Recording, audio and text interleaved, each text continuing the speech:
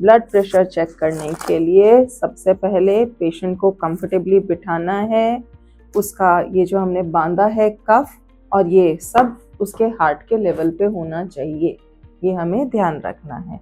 दूसरा, ideally patient ने उससे पहले स्मोकिंग नहीं की हो, चाय या कॉफ़ी नहीं ली हो, तो हमें एक्चुअल रीडिंग मिलती है एक रेस्टिंग स्टेट में, बट अदरवाइज भी ले सकते हैं। अब ब्लड प्रेशर लेने के लिए सबसे पहले हम यहाँ पर पेशेंट की धड़कन को अपनी 3 फिंगर्स में पकड़ते हैं। हमें जब मालूम चल जाए कहाँ पे धड़कन आ रही है तो हम बीपी इंस्ट्रूमेंट से तब तक उसे बढ़ाते हैं जब तक ये हमें फील होना बंद नहीं हो जाती, और फिर उसको धीरे धीरे घटाना शुरू करते हैं। जैसे ही धड़कन हमें वापस से फील होने लगे, वो पॉइंट होता है हमारा सिस्टोलिक ब्लड प्रेशर, यानी ऊपर वाला ब्लड प्रेशर। अब इसको और अच्छे से देखने के लिए हमें क्या करना है, हमें स्टेथोस्कोप लेना है।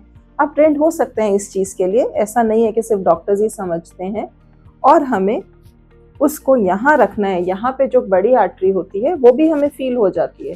फील करके उसके ऊपर इसे रखें और वापस से ब्लड प्रेशर को रिकॉर्ड करने के लिए इसे इन्फ्लेट करना शुरू करें ब्लैडर को, और जो पहले हमें बीपी आया था उससे 31 मिलीमीटर ऊपर जाएंगे अपन, मिलीमीटर ऑफ मर्करी, और वापस से नीचे आना शुरू होंगे।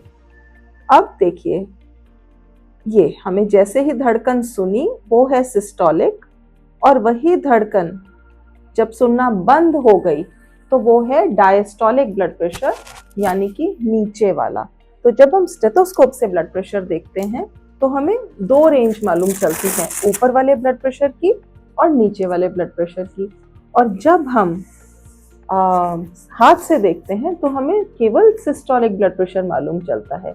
एक चीज़ का और ध्यान रखना है, जो लोग digital blood pressure instruments use करते हैं उनमें थोड़ी वेरिएशन आती है। आइडियली आपको या तो ये या मर्करी वाला यूज़ करना चाहिए, पर अगर ये नहीं कर रहे हैं और डिजिटल कर रहे हैं तो उसको बांध के जब अपन बटन ऑन करते हैं, एक बार ब्लड प्रेशर लिया, उसके बाद 2 से 3 मिनट दोबारा नहीं लें, फिर एक और रीडिंग लें 2-3 मिनट के बाद, फिर वापस से नहीं लें, उसके बाद फिर एक और रीडिंग लें, और उन तीनों रीडिंग्स का मीन निकालें तो आपको मालूम चलेगा अराउंड व्हाट रेंज या the patient has a blood pressure in.